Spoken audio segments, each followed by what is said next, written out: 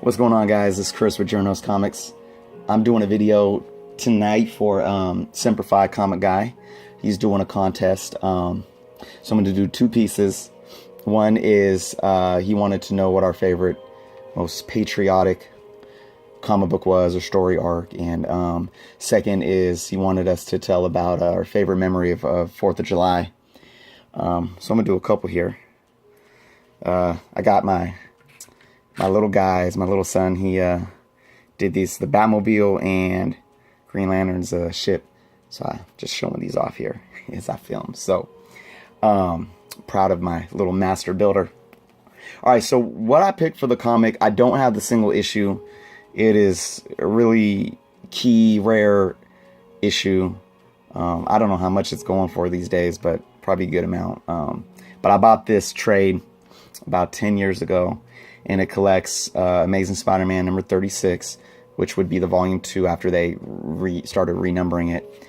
And it's the one that came out in 2001 after 9/11 that showcased Spider-Man and some of the other characters at Ground Zero. Now, I just want to go into, why this, was my choice, talking about patriotism, or what is patriotic. I think in this day and age, in what's been going on in the world these days, especially, in the States, there's a lot of division, and it's kind of sad to see. And one thing that I like are things that bring us together instead of tear us apart. And I think, understanding true patriotism is to understand that key element of what brings us together, and that is what makes us strong. So obviously, no matter your political belief, this isn't, patriotism based on one political belief, based on a religious belief. It's, having the compassion and the courage within yourself to be yourself and stand up for who you are and others, and to come together. And whether it's patriotism as a country, as a community, or as a world, and obviously 9/11, and again, no matter what your opinions are on governments or politics, putting all that aside, this is something that affected so many people. And unfortunately, we live in a world today still where, it's like, what did we learn from it? Are all these things, these bad things, do they happen in vain? I don't know. But I do know that at that time, after 9/11, there was something that I had never seen before, within my own communities, within the media, with, around the, or even around the world, but there was a camaraderie, there was a compassion that I think, maybe, and again, maybe years down the line, fast forwarding to the now, maybe we lost that. Maybe we even allowed some of these things to fuel our anger, and we forgot about that compassion. But I remember clearly after this happened, the compassion that was there, and it was a beautiful thing, and how people stood together. And it's sad that it takes such tragedy for human beings to kind of, put our egos down for a minute and put our differences aside and really stand side to side. And again, that brings us back to what I believe patriotism means. And I hope that revisiting this here and within this comic book, it can, touch us again to remember that. Not to fuel hate, again, not to fuel hate from those bad things that have happened, but to fuel our compassion and stand together and be better people, no matter where we're coming from, no matter what religion we are, no matter what, political preference we choose or whatnot. So I'm going to go into this and just show a little off. Let me put this down. Basically, it starts out, as you can see, Spider-Man's right here as the buildings are falling.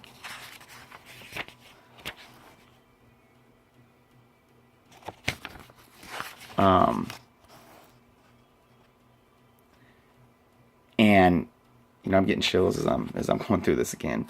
But just the small dialogue that was in here, just it was perfect, because I mean the emotion just came through, and you see this superhero who lives with this great responsibility, and we know through the years he's always challenging that responsibility. He's hard on himself, and he never feels like it's good enough. He never feels like he's doing a good enough job.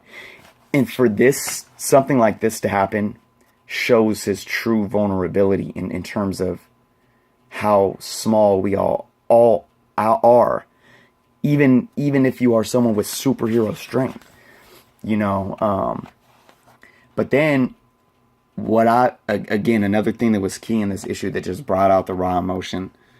You see Captain America helping out, firemen and police and volunteers. And this is just, if it's underlining that we are all vulnerable, and at the end of the day, it takes all of us to help each other out. Right here, Captain America, he's no different from this fireman. He's no different from this police officer. Thor, he's not a god. He is an American, or a human being, in a sense, a earthling, sharing a common cause, and helping out in the same way that these normal human beings are. And I felt that really touched something, that has probably never been done in comic books before. And you also see, as we, just the ever-going story of good and evil within life, within comic books. We always ride that fine line where is there absolutes. Doctor Doom and Kingpin, we've seen their vulnerabilities. We've seen at times throughout story arcs and through the years, maybe they have their own certain, maybe warped way of understanding compassion, but yet they're so warped by these other things that they're so evil. But yet in these moments here, they are vulnerable too, and it's something that's beyond us, and again, it's just like, we in our daily lives are vulnerable and compassionate about different things, whatever our beliefs are, or whether we're sensitive people or macho people.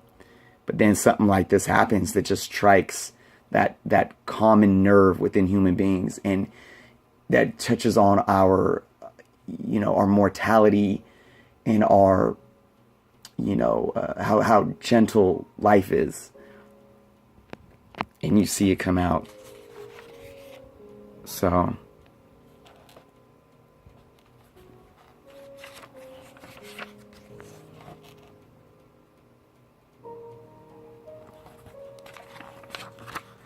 So this is definitely my point. I mean, yeah.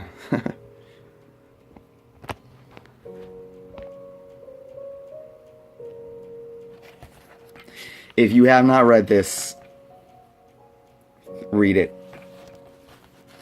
Like I said, I don't care what you believe, what type of person you are. If you're a human being, definitely check this out. Go online, download, the digital copy, get the trade, and you see everyone standing, everyone standing together. And that's what it's about. And that's what we need to remember in these times. I think we're so distracted by the media and politics. Again, no matter what your beliefs are, and TV, reality TV, and materialism, and so much lack of depth, that we forget that we are all human beings, and nobody's perfect.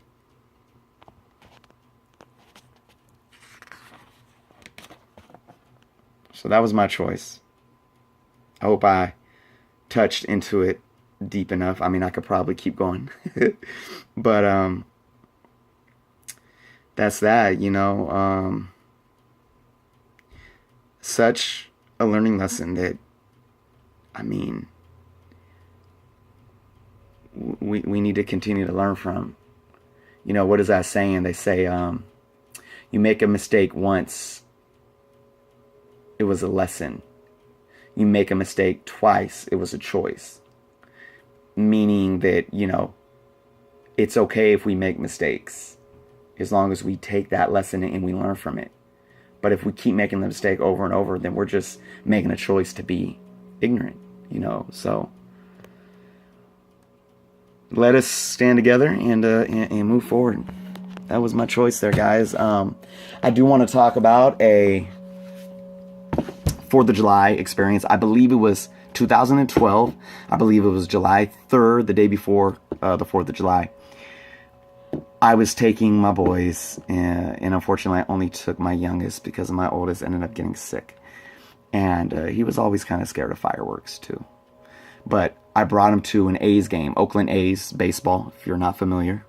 An Oakland A's game. I'm a diehard Giants fan, San Francisco Giants. But growing up in the East Bay, Richmond area near Oakland, I still went to a lot of A's games. Again, for you guys that don't know, Giants and A's are right across the bay from each other, about 15 miles, I think, between them. So, but we got some cheap tickets, and they were having Star Wars fireworks night. One of the most amazing things I've ever seen. So basically, you watch the baseball game, obviously. At the end of the game, it was a night game, so at the end of the game is completely dark. Before the fireworks start, they have all these Star Wars characters. They turn the lights off. The stormtroopers started coming out all over the baseball stadium, and then you see Darth Vader and like a Jedi fighting with lightsabers on the upper deck, and it was just freaking awesome. I mean, the lights, there was a lot of lights involved, and they were shooting blasters, and they had the Star Wars music going. It was it was awesome. And then my son was there, and he was just glowing. I was probably glowing just as much as him. And then they start the fireworks, and they did the whole fireworks with the Star Wars theme music going the whole time. And I swear to you, this fireworks show lasted like, I don't know, a half an hour, because it felt like they did the whole entire score to the movie. And it was so cool, and it was so well orchestrated because, sorry if I'm moving the camera, so well orchestrated because it was like the fireworks were, the battle in the stars.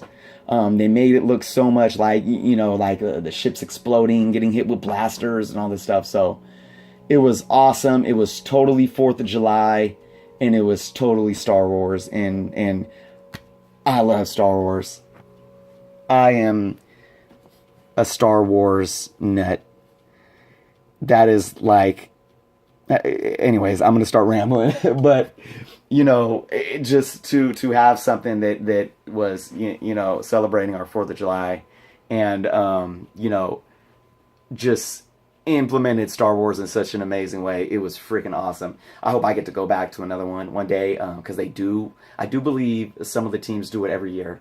So yeah, guys, I mean, that was my story, and that about does it. So I want to thank SemperFi Comic Guy for holding these awesome contests. I hope that I'm at like 67 subscribers. I've been doing this for, 2.5 months now. So I hope I get to 100 soon. So if you're watching and you haven't subscribed, please do so, because I definitely want to do a contest of my own when I get to 100 subscribers. So SemperFi, I'll put his link in the below. Check him out, subscribe. Really good guy. He's got some awesome stuff, and he's got like contests going all the time. So definitely cool to keep up with them. So thanks again, SemperFi. Thank you guys for watching. Until next time.